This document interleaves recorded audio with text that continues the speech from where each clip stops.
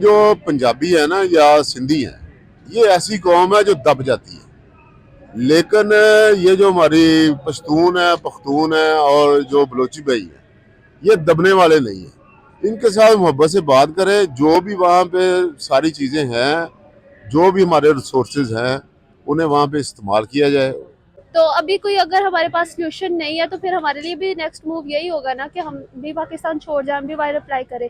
क्योंकि अगर मजीद हालात और ख़राब होंगे और रेट बढ़ेंगे तो फिर यही एक इशू है। सर बांग्लादेश का रेट देखे, अफगानिस्तान का रेट देखे, ये सारे मुल्क हमसे आगे निकल गए हैं। अब ये सारे आगे निकल गए हैं। इवन इंडिया की करेंसी जो है I think around about 3 to 4 times हो गई है पाकिस्तान की करेंसी से। हाँ जी, एक्चुअल मसला पता है कि इस कौम के किसी भी मजहब का या किसी भी मुल्क में एक इंसानियत का एक चिराग होता है। जब आप इंसानियत को भूल जाते हैं ना, वो लोग जो है ना, देखे हमारा उनके साथ मजहब तो नहीं है कि इंसानियत के नाते में वो लोग जो है वो अवाम की खिदमत करना जानते हैं, वो लोगों के काम आना जानते हैं।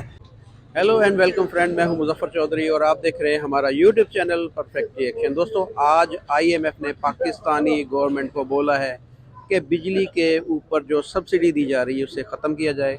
इसके साथ साथ जो टैक्स लगाया गया था GST, वो 17% से 18% कर दिया जाए।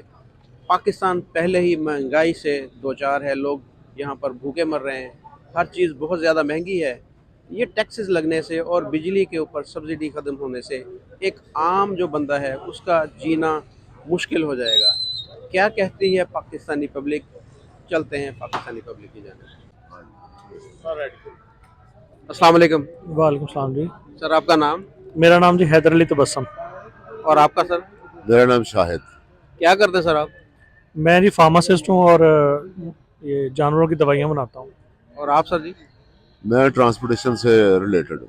माशाल्लाह जी। अच्छा सर, आज जिस टॉपिक पे हम वीडियो बना रहे हैं वो ये है कि IMF ने पाकिस्तान गवर्नमेंट को कहा है कि जी आप जो बिजली के ऊपर सब्सिडी दे रहे हैं वो वापस लें, और इसके अलावा जो 17% टैक्स था उसको 18% कर दें। तो इससे पहले ही जो रेट बिजली के आपको पता है कि बहुत ज़्यादा है और हर चीज़ महंगी है, तो मज़ीद महंगी हो जाएगी। तो क्या कहेंगे इसके ऊपर आप? इसके ऊपर यही कहेंगे जी कि ये जो गवर्नमेंट आई है, शायद इनको इदराक ही नहीं है या अंदाज़ा ही नहीं है कि एक आम आदमी जो है घर का चूल्हा कैसे जला रहा है और कैसे अपने सारे मामला चला रहा है। तो बिल्कुल ज़ाहिर सी बात है कि इस फैसले से महंगाई का एक बहुत बड़ा तूफान आ जाएगा और जो गरीब जो है वो पहले अपनी घर की रोजी रोटी पूरे करने में उसको मुश्किलात का सामना है, तो उसको और मुश्किलात का सामना करना पेट्रोल रेट भी बढ़ रहा है दोबारा से, वो भी 300 रुपये तक की आवाज़ आ रही है और डॉलर जो है उसकी भी तकरीबन 320-340 की आवाज़ आनी शुरू हो गई 285 के बाद। तो बिल्कुल ये हालात बहुत ख़राबी की तरफ जा रहे हैं और इनसे कुछ भी संभाला नहीं जा रहा। तो सर आप क्या कहेंगे इस बारे में? ये आम बंदा जो है वो 2 वक्त की रोटी पहले खाने से महरूम हो चुका था, तो मज़ीद इस तरह के जो इक़दाम हैं वो आम बंदे के ऊपर क्या असरात मुरतब करेंगे? बिस्मिल्लाहिर्रहमानिर्रहीम। देखें, जो इस वक्त सूरत हाल है उसके मुताबिक एक आम घर में 6 से 7% है, तो वो इस वक्त अपने बच्चों की ग़िज़ाई ज़रूरियात भी नहीं पूरी कर पा रहा। और जब बिजली का बिल वगैरह आ जाता है तो जो उनकी तालीमात के खर्चे, तालीम के खर्चे हैं, वो भी पूरे नहीं कर पा रहा। यानी कि आप ये कह लें कि अगर कोई बच्चा कह दे कि कापी ले आएँ, पेंसिल ले आएँ, तो वो उसे सोचना पड़ता है अब, क्योंकि स्टेशनरी भी महंगी हो गई है, ऑलरेडी महंगी हो गई है। खाने पीने की चीज़ें पहले ही महंगी हैं। आटा देखिए 160 रुपये किलो है। हाँ जी, आटा तो पहले ही महंगा है, अब तेल भी महंगा हो गया है। कुकिंग ऑयल लीटर आज का रेट निकला है तेल का भी, बल्कि 600 से भी शायद ज़्यादा है जो कुकिंग ऑयल है, प्रॉपर कुकिंग ऑयल जो है। अच्छा सर, अगर इंडिया की बात की जाए, हमारा हमसाया मुल्क है, एक साथ ही हम सेपरेट हुए, तो वहाँ पर चीज़ों के रेट बहुत ज़्यादा कम है। 25 रुपये किलो आटे का रेट है वहाँ पर, घी भी बहुत सस्ता है और दालें चावल 5-7 रुपये उनके रेट हैं, और 80 करोड़ अफराद को वो फ्री राशन देते हैं। तो क्या वजह है कि वहाँ पर लोगों को इतना ज़्यादा रिलीफ मिल रहा है? सर उसकी बहुत बड़ी वजह जो है ना, तकरीबन आप देखें उनकी 30 साल पुरानी पॉलिसीज़ देखें ज़राअत के, उनके ट्यूबवेल, उनकी खादें, हर चीज़ जो है ना वो सब्सिडाइज्ड है और वो अपने किसान को प्रॉपर प्रोटोकॉल देते हैं। थोड़ा देते हैं, ज़्यादा देते हैं, लेकिन वो देते ज़रूर है।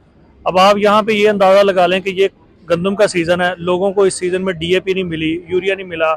हम खुद किसान हैं तो लोग गंदम उगाने की तरफ नहीं जाएंगे और फिर जितनी भी आपकी ज़रखेज़ ज़मीन है उस सब के ऊपर हाउसिंग सोसाइटीज़ बन रही हैं। तेलदार अजनास हम नहीं पैदा कर सकते, कोई भी ग़िज़ाई ज़रूरत हम अपने मुल्क में पूरी नहीं कर पा रहे। चने बाहर से आते हैं, दालें बाहर से आ रही हैं, गंदम तक बाहर से आ रही है, और जो गंदम बाहर से आ रही है वो पोर्ट पे बड़ी ख़राब हो रही है।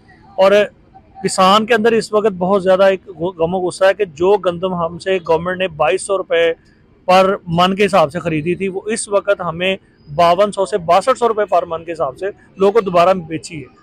तो कैसे ग़िज़ाई ज़रूरियात पूरी होंगी जब आप एक ज़रूरी मुल्क है ना, जब आप अपनी ज़रूरी ज़रूरियात ही पूरी नहीं कर पा रहे तो बाकी कैसे पूरा होगा? सर, एक चीज़ जो मेरे माइंड में है वो मैं थोड़ा सा आपसे इस बारे में पूछना चाहूँगा कि पाकिस्तान के अंदर जो ज़राअत है उसमें किसान की वो एवरेज नहीं है जो होनी चाहिए, यानी पर एकड़ जो एक होती है एवरेज होती है गंदम की या कपास की या गन्ने की या चावल की, वो इंटरनेशनल जो एक स्टैंडर्ड है उससे बहुत ज़्यादा नीचे है। उसकी क्या रीज़न है? सर उसकी सबसे बड़ी वजह जो है ना कि हमारे जितने भी इंस्टीट्यूट्स हैं, एग्रीकल्चर रिसर्च इंस्टीट्यूट या और हो गए, ये प्रॉपर लोगों को एजुकेट करने में नाकाम है। अगर आप इंडिया की बात करते हैं तो वहाँ पे जो उनका कॉटन रिसर्च इंस्टीट्यूट है, जो मेरी इतलात के मुताबिक है, उन्होंने एक स्पेसिफिक पीरियड में उनको तकरीबन 200 प्लस वैरायटीज़ कपास की बना के दी हैं। आपका जो इंस्टीट्यूट है इसने 10 नहीं बना के दी। वक्त के साथ साथ पैदावार ज़्यादा बढ़नी चाहिए, लेकिन जो लोग इस चीज़ को समझते हैं, जैसे आप बुरे वाला आरफ वाला की मिसाल ले लें और फोटाबाज की मिसाल ले लें। पिछले साल वहाँ पे एक काश्तकार ने 1 एकड़ में से 120 मन गंदम उसने ली, लेकिन बाकी लोग जो हैं, हमारा काश्तकार जो है वो भी गवर्नमेंट के साथ ताउन नहीं करता, वो भी चीज़ों को फॉलो नहीं करता, और ऊपर से गवर्नमेंट जो है माशाल्लाह वो भी इस बात पे नाकाम है कि अपने लोगों को एजुकेट कर सके, अपने लोगों को प्रॉपर, जिस मुल्क में खाद नहीं मिल रही, पानी नहीं मिल, अब ये इस वक्त गंदम के पानी चाहिए, बारिश हो नहीं रही और हर तरफ बंदी है पानी की। सर, सिंध में इस वक्त गन्ने की जो फसल है वो बिल्कुल तबाह हो चुकी है। ठीक है, तो कैसे आप बताएं कैसे मैनेज इससे होंगी? पहले कपास की जो फसल है, जो रहीम यार खान साइड, वो सारी वो फसल तबाह हो गई। अब इस साल हुआ यूं है कि जुलाई अगस्त में बारिशें इतनी ज़्यादा हुई, वहाँ पे जितनी भी कपास की फसल थी वो सारी की सारी गल गई, पानी ज़्यादा खड़े होने की वजह से। ठीक है, आप यकीन नहीं करेंगे कि ऐसा कभी हुआ नहीं 40 साल में। और गंदम इस वक्त इस दफ़ा वैसे लोगों ने कम काश्त की है, सिर्फ और सिर्फ गवर्नमेंट के रवैये की वजह से। रेट कम है, खाद मिल नहीं रही, पानी मिल नहीं रहा, वो कहते हैं हम अपनी जितनी हमें चाहिए हम उगा लेंगे, बाकी ठीक है, लोग जाते हैं भाड़ में जाए। और हम रिसर्च के मामले में भी, हम चीज़ों को अप्लाई करने के मामले में भी बहुत पीछे जा चुके हैं। जितनी हमारे पास ज़मीन है, हमारे पास चाइना की मिसाल है। अब चाइना जो है ऑलमोस्ट 1.5 अरब लोगों को खाना खिला रहा है। आप तो इंडिया की बात करते हैं ना, चाइना की सबसे बड़ी कामयाबी ये है, वो कोई भी ग़िज़ाई चीज़ बाहर से बरामद नहीं करते, हमारी हर चीज़ बाहर से आ रही है। अब इस ज़रूरी मुल्क में इस वक्त मूंगफली 800 रुपये किलो बिक रही, कोई मूंगफली का 800 रुपये किलो बिकना को हाल है। अच्छा, चिकन के रेट इतने ज़्यादा क्यों है? 600 रुपये किलो के हिसाब से एक आम जो गरीब बंदा था पहले वो चिकन ही खा लेता था, अब उसके रेट इतने ज़्यादा क्यों बढ़ गए हैं? सर उसकी 2 मेजर रीज़न है। एक तो लोगों ने इस दफ़ा चूज़ा बहुत कम डाला है, क्योंकि मेरा डायरेक्ट ताल्लुक है इस चीज़ से, मैं इन्हीं की दवाई बनाता हूँ। लोगों ने चूज़ा बहुत कम डाला है क्योंकि फीड अवेलेबल नहीं थी। ये सोयाबीन वाला जो मसला चला है पाकिस्तान में, अब ये भी हमारी बहुत बड़ी नाकामी है कि हम अपनी जो मुल्क में जानवर हैं उनकी ग़िज़ाई ज़रूरियात भी पूरी नहीं कर पा रहे। ठीक है, और दूसरे नंबर पे जो मेजर चीज़ है वो है कि डिमांड ज़्यादा है, सप्लाई कम है। ऑब्वियसली वो चिकन का रेट बढ़ना ही बढ़ना था। अब चिकन और बड़ा गोश्त है वो ऑलमोस्ट सेम है, तो ये भी एक बहुत बड़ा फैक्टर है। फिर जो फार्मास्यूटिकल इसमें इस्तेमाल होती है, दवाएं इस्तेमाल होती हैं, वो भी हम बाहर से मंगवाते हैं, उनका रेट ऑलमोस्ट डबल ट्रिपल पे जा चुका है। जो डॉलर 150 रुपये का था इस वक्त ऑलमोस्ट 300 रुपये पे एलसीज क्लियर हो रही है। तो ऑब्वियसली उन्होंने आपसे निकालनी, एंड कंज्यूमर से निकालने पर। आखिरी सवाल आप दोनों से सवाल है कि हम IMF से कैसे जान छुड़ा सकते हैं? आया कि हम कुछ देख रहे हैं कि कोई आइंदा कोई 5, 7, 10 सालों में हमारी जान छूट जाएगी IMF से? सर इसका सबसे बड़ा हल यही है, बेहतरीन हल है कि पाकिस्तान हर किस्म की लग्जरी इंपोर्ट और खुराक की इंपोर्ट बंद कर दे। गंदम, मकई, चना, दालें शालें, ये हर चीज़ बंद कर दे। और ये आप किसी भी बड़े मार्ट में चले जाएं, आपको चॉकलेट्स के ढेर लगे हुए मिलेंगे, आपको इंपोर्टेड कुत्तों बिल्लियों का फूड मिलेगा, आपको जैम, जेलीज, जैतून का पता नहीं क्या क्या बाहर से आ रहा है जिसकी हमें कोई ज़रूरत नहीं है। वो हमारी खुराक का शुरू से हिस्सा है ही नहीं। हम साग दाल खाने वाले लोग हैं, ज़्यादा गोश्त खाने वाले लोग हैं। ये चीज़ें हमारे ऊपर मुसल्लत की गई और इसी वजह से सारा हमारा जो डॉलर है वो बाहर जा रहा है। और जितनी भी आसाइश की चीज़ें हैं, AC, टेलीविज़न, ये इन सब चीज़ों पे पाबंदी लगनी चाहिए। मुल्क हमारा बिल्कुल ठीक हो जाएगा, दिनों में ठीक हो जाएगा। आप क्या कहेंगे? मैं तो इसमें यही कहूँगा कि जब तक हमारा बलूचिस्तान के साथ कंसेंसस नहीं हो जाता, बलूचिस्तान में जितनी भी मादनियात हैं उनके लिए उन माइंस को ठेके पर दे देना चाहिए, और उससे पहले जो वहाँ पे सरदारान हैं उनके साथ बात करें, और ये तकरीबन 3 या 4 माह में आप इतने डॉलर्स इकट्ठे कर सकते हैं कि आपका मुल्क सही तरह से चल सकता है। पहले हमें बलूचिस्तान के हालात को भी बेहतर करना होगा ना। बलूचिस्तान इस वक्त आप कह लें कि अगर पाकिस्तान डूब रहा है ना, तो वो ही इसे बचा सकता है। जब तक हम बलूचिस्तान के सरदारान से बात नहीं करते, वहाँ पे अमन कायम नहीं करते, और माइंस वगैरह इंटरनेशनल वो लोग कहते हैं कि हमें हमारे हकूक नहीं मिल रहे, हमें रॉयल्टी नहीं मिल रही, जो जहाँ चीज़ें आप वहाँ से निकाल रहे हैं उसके ऊपर रॉयल्टी जो होती है वो कह रहे हैं कि हमें नहीं मिल रही। देखिए ना, जो भी हमने देना है, अगर 50% भी बलोचों को देना पड़ता है तो उनको दे देना चाहिए। उसकी वजह यह है कि जब हम कर्ज लेते हैं तो उसमें हम सूद भी तो देते हैं, वो बाहर जाता है। इनको जो भी देना है, साथ पॉलिसी ये बना लें कि जो भी आपको दिया जाएगा वो पाकिस्तान में ही खर्च होगा, तो वो ऑटोमेटिकली सब कुछ ठीक हो जाएगा। मुझे तो समझ नहीं आती कि पाकिस्तान के पास सारा कुछ ही है लेकिन ये कुछ भी नहीं कर रहे। पॉलिसीज हमारी सही नहीं है, असल में डायरेक्शन हमारी सही नहीं है। हमारे जो भी हुक्मरान हैं, चाहे वो फौजी हैं चाहे वो सिविलियन हैं, उनकी अवाम की तरफ जो तवज्जो नहीं है, उनको पता ही नहीं है कि अवाम क्या चाहती है। हमारे जो बलोच भाई हैं वो बड़ी देर से पिस रहे हैं, ये जो हमारे पख्तून भाई हैं या पश्तून भाई हैं वो भी तो पूरे मुल्क से आवाज़ें उठना शुरू हो गई हैं। सिंध के अंदर से आवाज़ आ रही है, गिलगित बल्तिस्तान से आवाज़ आ रही है, कश्मीर से आवाज़ आ रही। जो हमारे बाजू थे वही बाजू हमारे खिलाफ अब वो बोलना शुरू हो गए। ये देखें, ये जो पंजाबी है ना या सिंधी है, ये ऐसी कौम है जो दब जाती है, लेकिन ये जो हमारी पश्तून है, पख्तून है और जो बलोची भाई है, ये दबने वाले नहीं है। इनके साथ मोहब्बत से बात करें, जो भी वहाँ पे सारी चीज़ें हैं, जो भी हमारे रिसोर्सेज हैं, उन्हें वहाँ पे इस्तेमाल किया जाए और सारे ही खुश रहेंगे। अस्सलाम वालेकुम। वालेकुम सलाम। जी आपका नाम? फातिमा इशफाक, रिदा इशफाक। स्टूडेंट है आप? हाँ जी, क्या पढ़ रही हैं? बीएस साइकोलॉजी GCUF से। और आप? BS psychology. अच्छा, आज जिस टॉपिक पे हम वीडियो बना रहे हैं वो ये है कि पाकिस्तान में आपको पता है कि IMF का कंट्रोल है। पहले भी इतनी ज़्यादा महंगाई हो चुकी है और आज IMF ने मज़ीद गवर्नमेंट को बोला है कि आप टैक्सेस में इजाफा करें और बिजली के ऊपर जो सब्सिडी है वो ख़त्म करें। उससे महंगाई में मज़ीद इजाफा होने जा रहा है। पहले ही आम बंदा जो है वो 2 वक्त की रोटी खाने से वो मजबूर है। तो क्या समझती है आपके आगे क्या फिर पाकिस्तान के हालात होने जा रहे हैं? इससे भी ज्यादा मुश्किल, क्योंकि अब हम यहाँ रह रहे हैं, आउट ऑफ सिटी रह रहे हैं। यहाँ पे हम लोगों ने हॉस्टल में रहना होता है, हर चीज़ अफोर्ड करते हैं। अभी हमारे पास कोई स्किल्स या कुछ भी हमें ऐसा काम नहीं सिखा रहे कि जिससे हम अर्न भी कर सके, जो हमारे एक्सपेंसेस है वो हम लोग फुलफिल कर सके। तो आगे मजीद जो हालात है, फिर हमें भी आउट ऑफ कंट्री मूव करना पड़ेगा ना अपने। पहले पाकिस्तान को छोड़ के लोग जा रहे हैं। हाँ जी, तो अभी कोई अगर हमारे पास सोल्यूशन नहीं है तो फिर हमारे लिए भी नेक्स्ट मूव यही होगा ना कि हम भी पाकिस्तान छोड़ जाए, हम भी बाहर अप्लाई करें। क्योंकि अगर मजीद हालात और ख़राब होंगे और रेट बढ़ेंगे तो फिर यही एक इशू है। अच्छा, हम अगर कंपैरिजन करें इंडिया और पाकिस्तान एक साथ ही सेपरेट हुए थे 1947 में, तो उधर अगर आटे का रेट 25 रुपये किलो है और दूसरी सारी चीज़ें भी सस्ती, 300 यूनिट वहाँ पर फ्री दिया जाता है बिजली का। तो क्या वजह है कि वो अपने लोगों को इतनी ज़्यादा सहूलतें दे रहे हैं और हम यहाँ पर अपने लोगों को इतना तंग कर रहे हैं? वो अपनी टेक्नोलॉजी और अपनी चीज़ों पे काम कर रहे हैं, लेकिन हमारा काम सिर्फ दूसरों की तरफ है, दूसरों के क्या हालात हो रहे हैं या सारे, और हमारे उनके हुक्मरान का अपनी अवाम में इंटरेस्ट है, मतलब वो चाहते हैं अपने हालात बेहतर करना। लेकिन हमारे यहाँ ऐसा कुछ है नहीं है कि हुक्मरान अपने हालात बेहतर करना चाह रहे हैं, तो इस वजह से हम लोग अभी डाउनफॉल में जा रहे हैं। आप क्या फ्यूचर देख रही हैं अपना स्टडी के बाद? यहाँ पर आपको कोई जॉब अपॉर्चुनिटी नजर है? बहुत डार्क फ्यूचर अभी नजर आ रहा है। हमें समझ ही नहीं आ रही कि हमने करना क्या है आगे।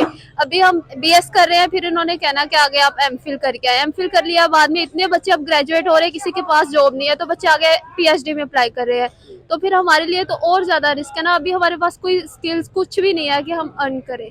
इन्हें चाहिए कि बच्चों के लिए कुछ फैसिलिटीज दे या कोई भी काम हो कि वो सीखे और साथ साथ वो अर्न कर सके। इसी तरह पाकिस्तान के हालात अब बेहतर हो सकते हैं, और कोई हाल नहीं। अस्सलाम वालेकुम। वालेकुम अस्सलाम रहमतुल्लाह। सर आपका नाम? हाजी राशिद अली मदनपुरी।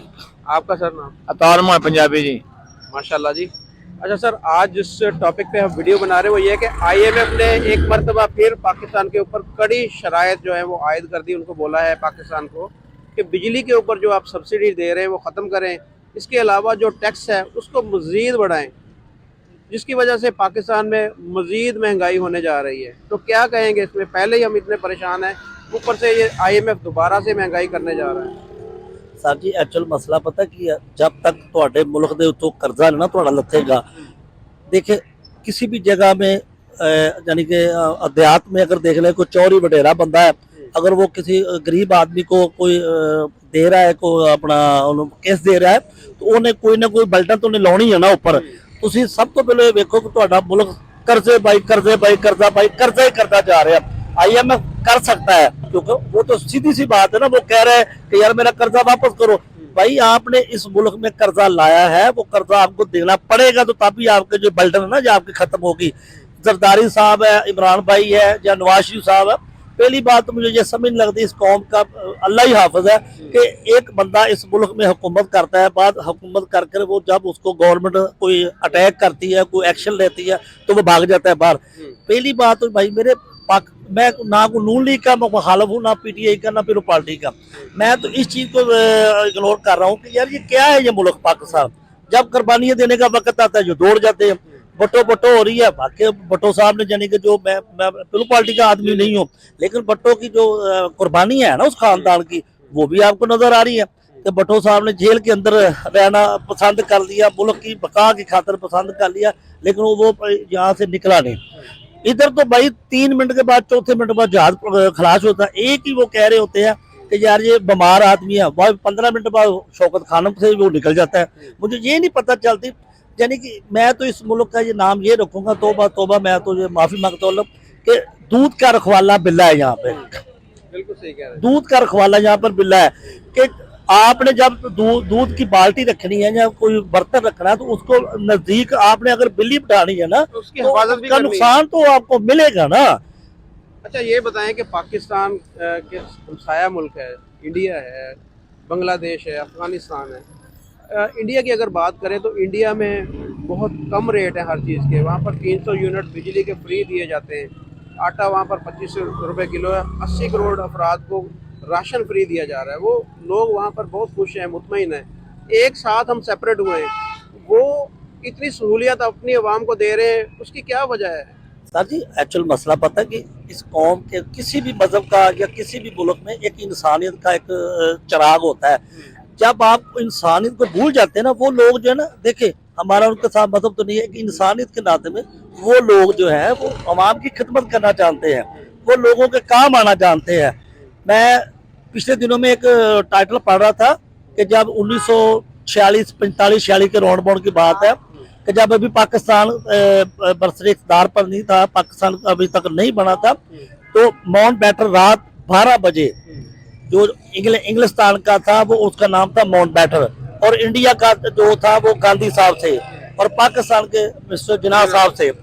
रात 12 बजे उन्होंने फोन किया माउंट बैटन ने, यानी कि गांधी साहब को। मैंने एक अखबार में पढ़ा और सुना भी है। तो रात के 12 बजे थे, उनके सेक्रेटरी में वो वेलनेस सेट था इंग्लैंड में, उन्होंने उठाया, उन्होंने कहा जी मुझे गांधी साहब से बात कराए, मेरी बात गांधी साहब से कराए। उनके सेक्रेटरी ने कहा कि माउंट बैटन साहब, गांधी साहब सो रहे हैं रात के 12 बजे। उन्होंने कहा गांधी साहब सो रहे हैं। बाद में उन्होंने फोन किया मिस्टर जिन्ना साहब को, और मिस्टर जिन्ना, वो लीडर कहाँ गए हमारे, वो लीडर किधर गए हैं? रात 12 बजे माउंट बैटन ने फोन किया मिस्टर जिन्ना साहब को, और वो पहली बेल गई है, आपने उठाया, उनसे बातचीत की, और माउंट बैटन से क्या कह रहे हैं? वो कह रहे हैं कि मिस्टर जिन्ना साहब, मैंने गांधी साहब को फोन किया रात के 12 बजे, और वो सो रहे थे। उनके सेक्रेटरी ने बोला आपको मैंने फोन किया है, तो आप रात को 12 बजे यानी कि जाग रहे हैं, मुझे इसका बताए क्या? और मिस्टर जिन्ना साहब ने जो बात की है ना, वो मेरी पूरी लुब्बे लबाब है। वो कहते हैं माउंट बैटन साहब, गांधी साहब सो सकते हैं, उनकी कौम जाग रही है, मेरी कौम सो रही है, इसलिए मैं जाग रहा हूँ। और भाई 76 साल हो गए जो कौम सोई हुई है। और भाई मेरे दीन को समझने की कोशिश करो। इस मुल्क की सबसे जो बेहतरीन अगर आप निज़ाम लाना चाहते हैं ना, वो कुरान और हदीस है, और इस मुल्क में है ही नहीं है। या यूरोप का कंट्रोल है, यहूद और नसारा का जहाँ पे कंट्रोल है। सूद अरूज पे जा रहा है, इतना बड़ा अरूज, सूद का इतना बड़ा अरूज है भाई, मैं आपको बता नहीं सकता। अच्छा सर, एक सवाल मेरे जहन में आया, आपने बोला यहूद और नसारा और ये सारी चीज़ें कि हम मुसलमान हैं, आपने तो ये बताएं कि अभी ट्रांसपेरेंसी इंटरनेशनल की एक रिपोर्ट आई है, तो उसके जो पहले 20 मुल्क हैं ना, जो करप्शन फ्री मुल्क हैं, उनमें एक भी मुसलमान मुल्क नहीं है। तो हम इस्लाम की करते हैं और ये भी बताते हैं कि हमारा अल्हम्दुलिल्लाह दीन सबसे बेहतर है। जी अल्हम्दुलिल्लाह। तो फिर पहले 20 मुल्कों में जो करप्शन फ्री हैं, उसमें मेरे ख्याल में कम से कम 10 मुल्क तो होने चाहिए थे ना, कि जो होते, वहाँ पर एक मुल्क भी नहीं है। उसकी क्या वजह है? वो अपना कुफार के हैं जो 20। वो 20 के 20 सारे यहूदो नसारा वही हैं। एक्चुअल भाई पता वजह किया, ये तो हदीस है ना, नबी अलैहिस्सलाम ने फरमाया था कि कुफार के लिए ये दुनिया है, मुसलमान मोमिन जो है वो तंगी दस्ती में होता है, उसके लिए आखिरत में इनामात मिलेगा। ये है कि वो करप्शन नहीं कर रहे, वो इसलिए कि उन्होंने कुरान और हदीस को समझा है, लेकिन माना नहीं है। वो लोग जो है कुरान को समझते हैं, वो हदीस को समझते हैं कि यार ये कुरान की जो आयतें बताती हैं, ये सूद का। मैंने पिछले दिनों में पढ़ा था, एक आदमी ने बोला था, वो जो मुल्क है इसराइल, वो कह रहा था मैंने मुसलमानों के अंदर सूद जैसी लानत पा दी है, ये इनकी दुआ अल्लाह कबूल ही नहीं कर सकता। और बात सही है, जब आपको सूद के पैसे लेकर मैं वजूद में कपड़ा पहनकर नमाज पढ़ूंगा तो मेरी दुआ कबूल नहीं होनी है, अल्लाह से सीधी सीधी जंग है। ये देखिए, हमें हर चीज का इल्म भी है, पता भी है, फिर उस पर अमल क्यों नहीं करते हम? ये फितना है ना, इस्लाम में फितना होता है ना, ये फितना है, दजाली फितने हैं, शैतानी फितने हैं। अल्लाह पाक ने फरमाया कि शैतान तुम्हारे साथ इस तरह गर्दश करता है जैसे खून जिस्म के अंदर गर्दश करता है, शैतान है। लोग अपनी यानी कि मफाद की खातिर कर रहे हैं, बाप को बेटे की परवाह नहीं, बेटे को बाप की परवाह नहीं है। ऐसी यानी कि खौफनाक यानी माहौल बन चुका है इस मुल्क में। समझो बात है ये क्या हो क्या रहा है। मैं तो यही रिक्वेस्ट करूंगा यार भाई छोड़ दो, पीपल पार्टी है, नून लीग है, पीटीआई है, जो यार इस मुल्क का कुछ करो यार, इसका दीन का कुछ कर लो। 4 दिन की जिंदगी खत्म तो हो ही जानी है।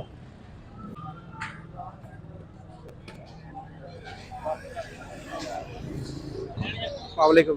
वालेकुम अस्सलाम। बैठ सकता हूँ जी? जी जी बैठिए। थोड़ी बात करेंगे आप? जी जी जी। अच्छा सर, IMF ने पाकिस्तान के आगे डिमांड रखी है कि पाकिस्तान जो है वो बिजली के ऊपर जो सब्सिडी है वो ख़त्म करे, और जो टैक्स पहले 17% था उसको 18% करे, और इसके साथ मज़ीद भी शराइत उन्होंने रखी, जिसकी वजह से महंगाई का एक नया तूफान आने वाला है। पहले इतनी महंगाई है, अब मज़ीद महंगाई होने जा रही है। तो क्या कहेंगे, आम बंदा जो पहले ही 2 वक्त की रोटी से महरूम था, वो क्या करेगा अब? जी सर, ये तो आपके जो इस टाइम मुल्क के क्राइसिस हैं ये आपके बिल्कुल सामने है। आपकी बात बजा है, हर चीज़ जो है ये गवर्नमेंट को इस चीज़ को देखना चाहिए।